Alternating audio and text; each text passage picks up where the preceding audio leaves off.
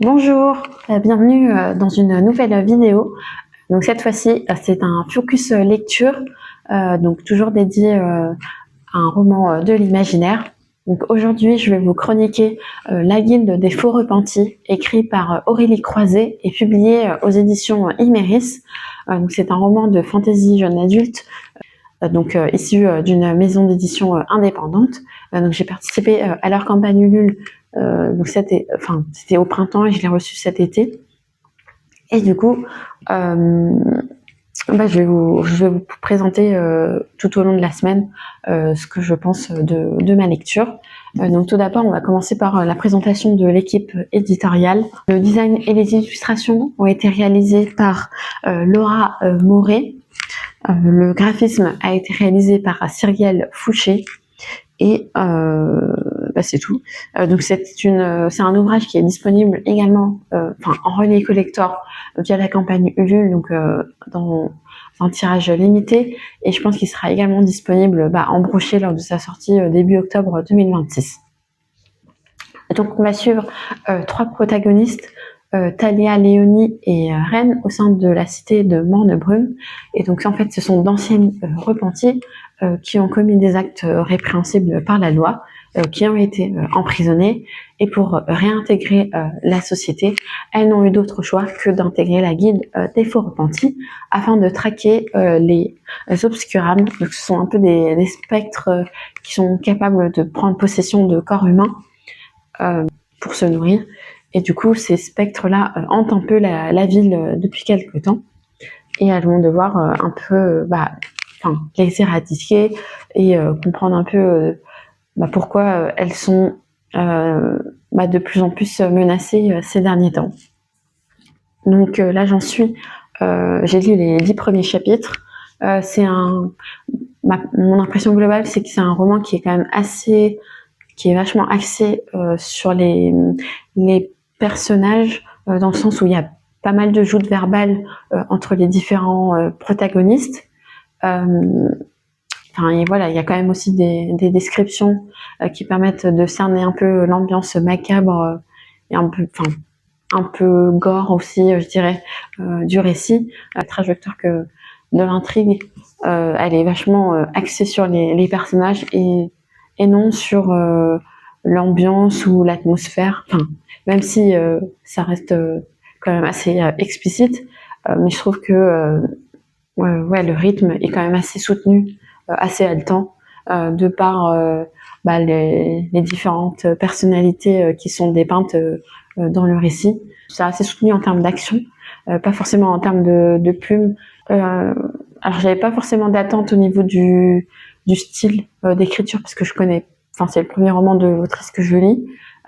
C'est du jeune adulte, mais voilà, on sent que c'est du jeune adulte, même si les différentes protagonistes viennent pas forcément du même milieu, de ce que je comprends, parce que leur manière de s'exprimer n'est pas la même. On sent qu'il y a certaines protagonistes qui ont un langage un peu plus familier que d'autres, et du coup ça se sent en fait dans la manière dont l'histoire est narrée. J'ai une petite préférence pour Léonie, parce que c'est une scientifique, c'est une alchimiste qui utilise pas mal de sciences. C'est un peu revisité, les concepts sont un peu revisités, parce que déjà de un, c'est une scientifique un peu comme moi, et de deux, je trouve que l'histoire elle est un peu mieux narrée. Il y a un peu plus de contexte, il y a un peu plus de détails par rapport à ce qu'elle fait, par rapport aux potions qu'elle réalise. On sent elle se pose pas mal de questions, et elle réfléchit à comment ces potions vont être efficaces, de quelle manière, les formules qu'elle va appliquer. Donc c'est assez intéressant, je trouve, et ça rejoint un peu ce que moi je fais, donc j'aime bien ce personnage-là. Alors ça fait pas peur, dans le sens où ça reste quand même assez imagé, c'est du jeune adulte, donc c'est pas non plus effrayant. Ça reste, je dirais que c'est un peu une ambiance spooky, mais qui reste quand même assez détendu. Voilà, ça va pas me hanter jour et nuit. Bonjour, on se retrouve pour le deuxième jour de la chronique de l'ouvrage La Guilde des Faux Repentis, écrit par Aurélie Croiset.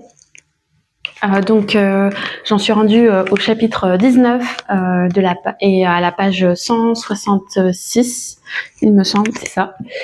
Donc, j'ai bien avancé dans l'ouvrage. Donc là, on en sait un peu plus en fait sur le contexte familial des personnages avant qu'elles entrent dans la guilde. On en apprend un peu plus sur leurs figures parentales avec qui elles ont grandi, qu'est-ce qui les ont poussées à aller en prison, pourquoi elles ont intégré la guilde, leur motivation, etc. On en sait un peu plus à ce niveau-là dans les pages là que j'ai lues. Le conseil est vachement impliqué afin qu'elles puissent mener à bien leur mission.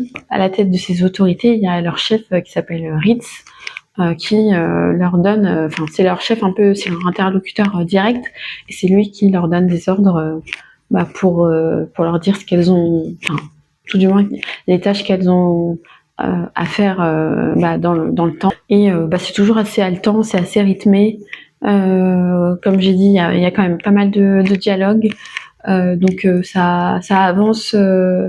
C'est assez rythmé, mais on n'en sait pas encore trop. Il y a encore pas mal d'interrogations qui pèsent dans le récit. Donc voilà, je découvre un peu au fur et à mesure ce qu'il en est. Il y a quand même aussi des décès, des personnages qui sont tués, etc. Mais ça reste... c'est pas ça qui va perturber complètement l'intrigue pour l'instant. Donc ouais, ça reste assez mystérieux. Je sais pas trop où je vais. C'est assez agréable, la plume est accessible. Donc voilà, je me laisse un peu porter par le récit pour l'instant et à voir par la suite. Donc c'est tout pour ce segment-là, et je vous dis à demain pour la suite de ma chronique. Bonjour. Donc là, j'ai bien entamé la deuxième moitié du roman. Bien entamé. J'ai dépassé les 50%. J'en suis à la page 224 et au chapitre 26. Et donc là, on est vraiment plongé au cœur de l'enquête.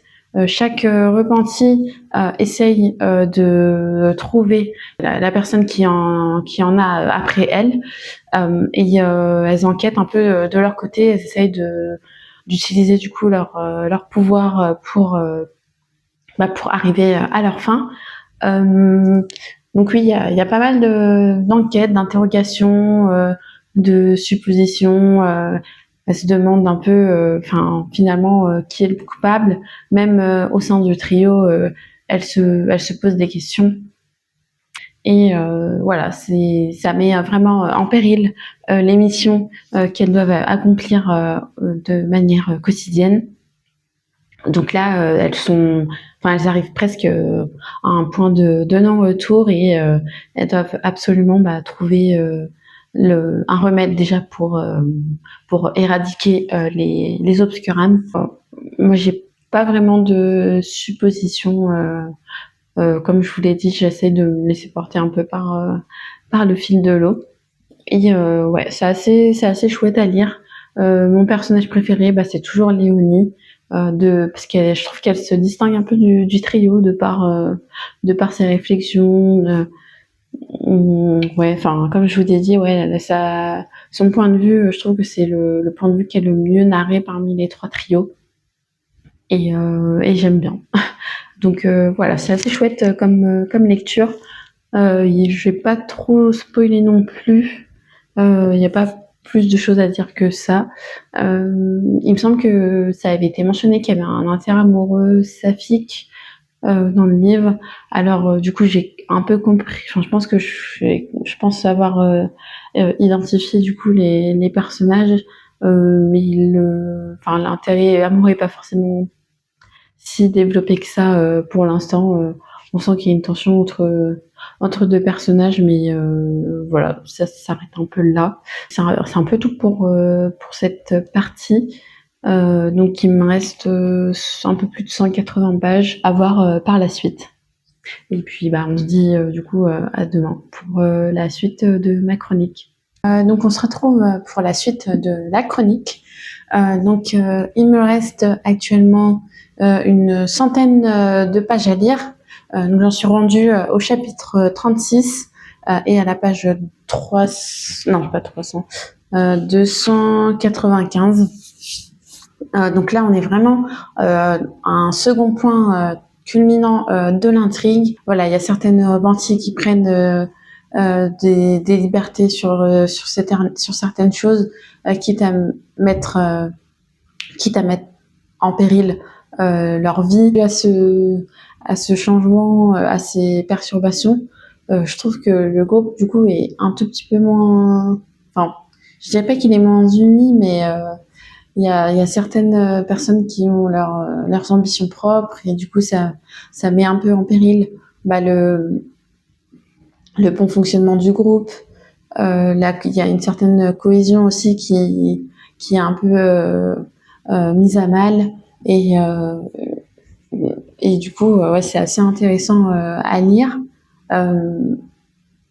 La, Après, en ce qui concerne la forme, j'aime bien la plume, même si je la trouve un peu jeunesse. Je sais pas si c'est des jeunes femmes ou des adolescentes. Je sais pas exactement leur âge. Et du coup, à cause de la narration qui est quand même, enfin, que je trouve assez jeunesse, je suis un peu, je sais pas si elles sont genre, si elles viennent d'avoir 18 ans ou si elles ont le début de la vingtaine, mais je suis pas persuadée qu'elles soient non plus très, enfin, je suis pas persuadée qu'elles soient des adultes ultra matures, même si les réactions sont assez crédibles pour des adultes, mais c'est tout. Donc ouais, je suis assez pressée de voir comment le dénouement, ce que va être le dénouement. Je vais pas trop spoiler parce que là j'arrive vraiment j'arrive à la fin du récit, mais voilà, il y a pas mal de choses qui sont un peu remis en cause, qui remet pas mal de choses en question. Et c'est assez sympa à voir comment les personnages réagissent face à des situations un peu complexes. Donc voilà, c'est tout pour moi. Et je vous dis à demain pour la suite de la chronique. J'ai terminé du coup l'ouvrage La Guilde des Faux Repentis, écrit par Aurélie Croiset. Donc le roman il se termine par un affrontement entre les repentis et d'autres protagonistes. En fait tout le dénouement en fait se dévoile. On apprend qui en a après les repentis et voilà, ça se conclut de manière assez simple et assez organique, je dirais. D'un point de vue global, je trouve que le roman il a un peu des vibes de Totally Spies, je sais pas, ça m'a un peu fait penser à ça parce que il y a le trio avec des missions qui leur sont confiées par une personne, un homme un peu de posture. Puis après, elles doivent un peu concilier leur vie et leur mission pour éliminer les obscurums.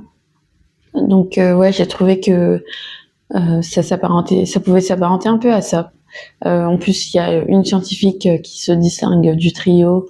Comme je vous l'ai dit, c'est une écriture qui est plutôt assez accessible, je trouve, qui se lit bien, c'est assez fluide, c'est pas très compliqué à comprendre et à cerner. J'aurais aimé, par contre, pour le world building, que ce soit un petit peu plus fouillé, mais que ouais, il y a un peu plus de temps de latence, si je puis dire, parce que comme je vous l'ai dit, c'est un récit qui est assez dynamique, il y a pas mal de joutes verbales, il y a pas mal d'échanges entre les protagonistes, pour que ça aille un peu vite.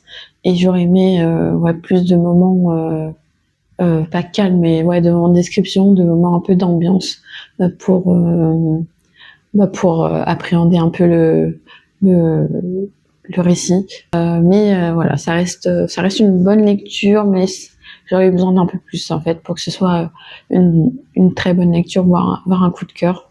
Je suis pas forcément déçue, mais voilà. Donc ça reste prometteur. Je crois que l'autrice elle a plutôt l'habitude en plus d'écrire en jeunesse. Du coup ça m'étonne pas forcément enfin avec le recul je me dis bah oui en fait si elle a l'habitude, si c'est son genre de prédilection, bah il fallait s'attendre à ce niveau de narration. Bah, c'est tout pour moi pour cette update lecture. N'hésitez pas à me dire ce que vous en avez pensé. Si vous vous êtes déjà procuré le livre via la campagne de financement participatif, si vous comptez acheter le brochet un peu plus tard dans l'année. Et n'hésitez pas également à me faire des recommandations de romans d'imaginaire francophones et publiés chez des éditeurs indépendants en commentaire. Je serais ravie de vous lire. Et puis je vous dis à bientôt pour une prochaine vidéo.